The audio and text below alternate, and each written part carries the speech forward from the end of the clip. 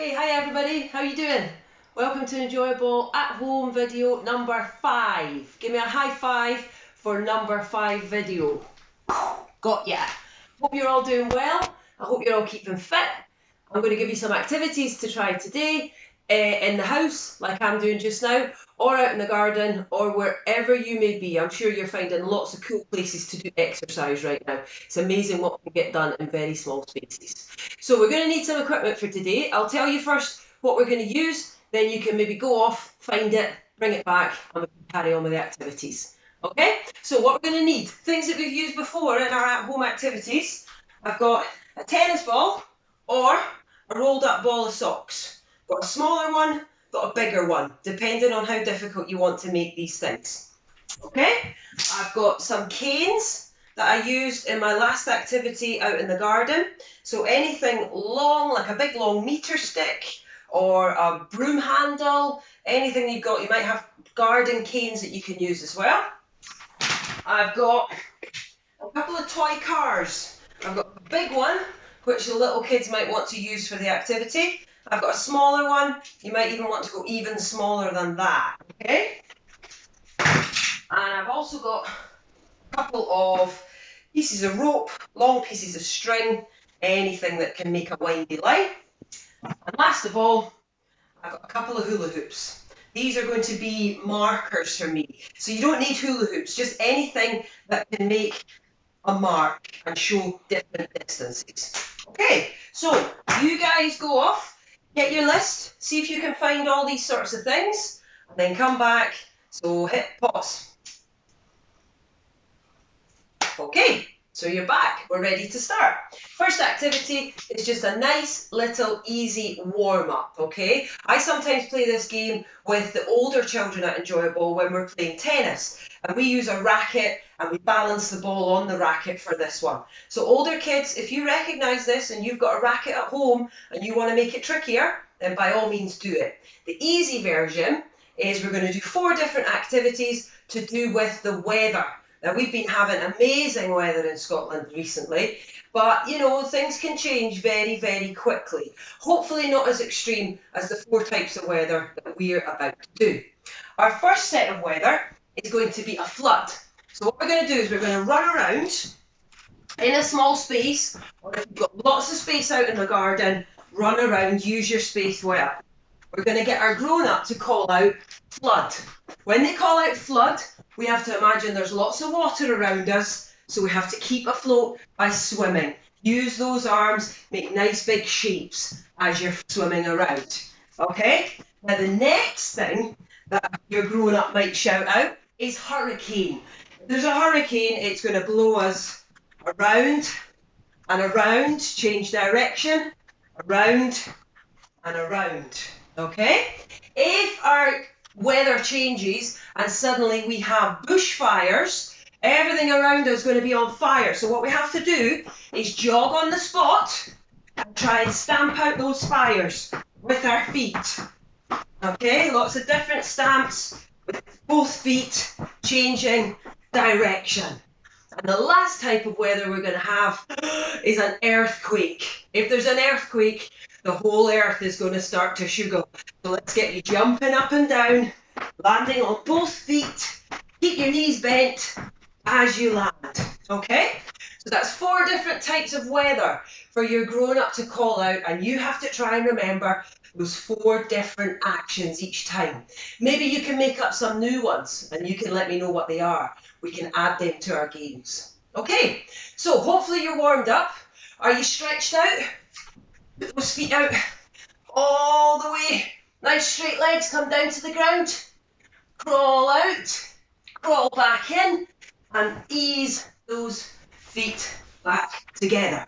Okay, our first skill. We're going to need our tennis ball or our balls of socks, okay?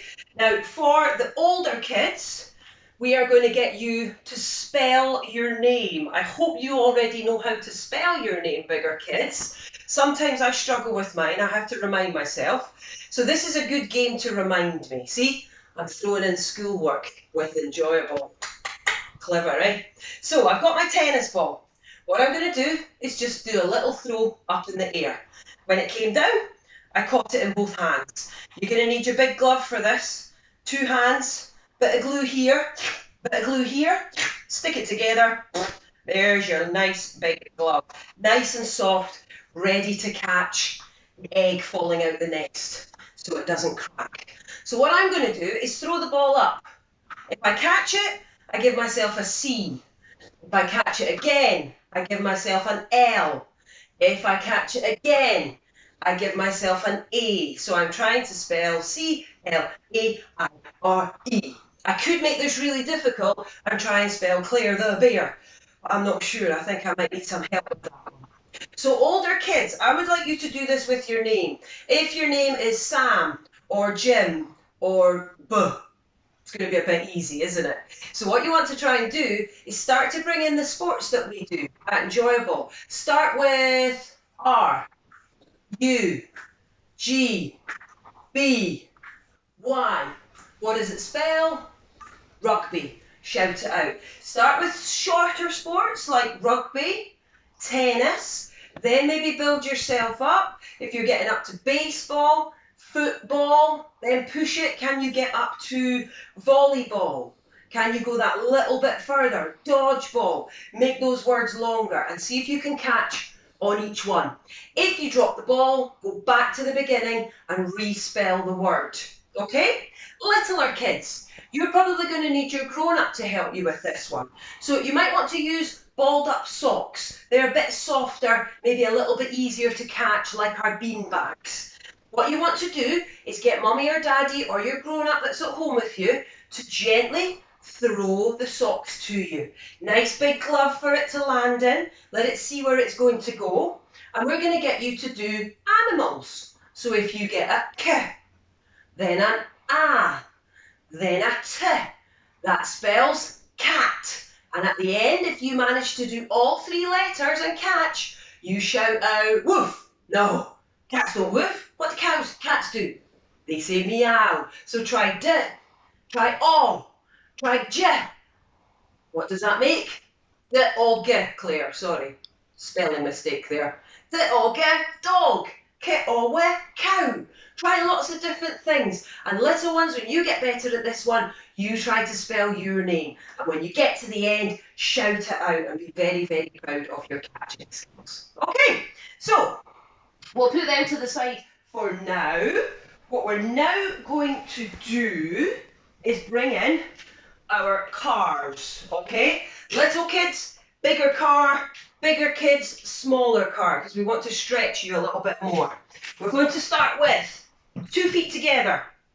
We're going to bend our knees. We don't want straight legs here. We might hurt our back. We're going to bend our knees. We're going to drive the car round the roundabout. Okay? I don't think the driver knows where they're going, so they're just going to keep going round the roundabout. Now notice what I'm doing here. I'm trying not to let the wheels lift off the ground. We don't want it to become a flying garbage truck, do we? We want to keep it on the ground and keep driving round. Other hand, grab it there. Older kids, slightly trickier. If it's a smaller car, you've got to get down a little bit closer to the ground. Keep those knees bent, keep the feet together, stick that bottom out. Okay? If that starts to get easier, bring your feet apart. So you're lunging over and driving round one side, and lunging over here and driving round one side. If you want to take it further, do a nice big wide lunge. Keep your knees bent on this side that you're lunging to. Nice straight leg here. All the way around, then lunge over here. All the way around that roundabout. And at the end, bring it back together and go round the bigger roundabout again. Okay? Well done. Good job. Now, what we're going to try next. A game that we've played a lot, especially with the little ones. Bigger ones, hopefully you'll remember this. Tennis ball chins. I'm going to put the tennis ball under my chin. I'm not going to use my hands, because what we're going to pretend in this game is that a pirate wants to steal our treasure. This is our treasure. So if we hide it in our pocket, they're going to know it's there. If we put it on our head, they're going to know it's there as well. So what we want to do is put it under our chin, keep it there, and hold out your hands to show the pirate you've got no treasure under here. Okay? So what we want to do is walk around the room holding the treasure under our chin. If it slips, it's okay to fix it and put it back in. But see how many steps you can take without it falling out from your chin. Okay, now that might be quite tricky, but if it's way too easy, I want to make this harder for you. I want you to make a line, maybe a nice big line. Put it under your chin and try and walk along the straight line. Or maybe try and put both feet over the line and keep it between your feet while concentrating on following with the line as well. Okay? What I'm going to do is take them away and make a squiggly line. All right? And the same thing, you're going to follow the line. If it's a rope, you can feel it under your feet.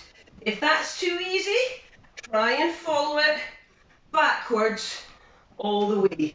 Okay, so those are some activities for you to do today. The hula hoops, we're going to use those in the next video that I make. So keep those handy, and I'm going to give you a big high five and a big well done.